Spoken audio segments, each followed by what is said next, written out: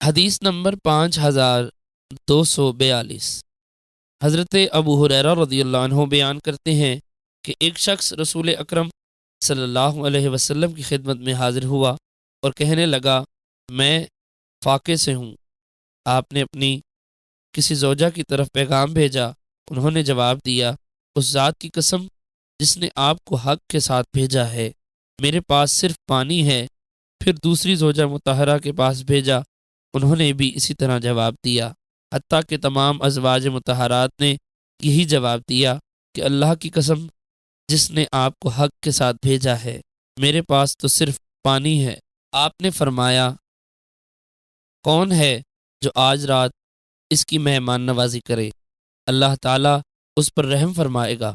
ایک انصاری کھڑے ہوئے اور انہوں نے عرض کیا، یا رسول اللہ، میں اس کی مہمان نوازی کروں گا۔ وہ شخص اس مہمان کو اپنے گھر لے گیا اور اپنی بیوی سے پوچھا، کیا تمہارے پاس کچھ ہے؟ اس نے کہا، نہیں، صرف بچوں کا کھانا ہے۔ بچوں کو کسی چیز سے بہلا دو اور جب ہمارا مہمان داخل ہو تو چراغ بجھا دینا اور اس پر یہ ظاہر کرنا کہ ہم بھی اس کے ساتھ کھا رہے ہیں۔ جب وہ کھانا کھانے لگے تو اٹھ کر چراغ بجھا دینا۔ راوی فرماتے ہیں، وہ سب بیٹھ گئے اور مہمان نے کھانا کھایا۔ صبح ہوئی، وہ رسول اکرم صلی اللہ علیہ وسلم کی خدمت میں حاضر ہوئے۔ رسول اکرم صلی اللہ علیہ وسلم نے فرمایا، تم نے مہمان کے ساتھ جو حسن سلوک کیا، اللہ تعالیٰ اس پر بہت خوش ہوا۔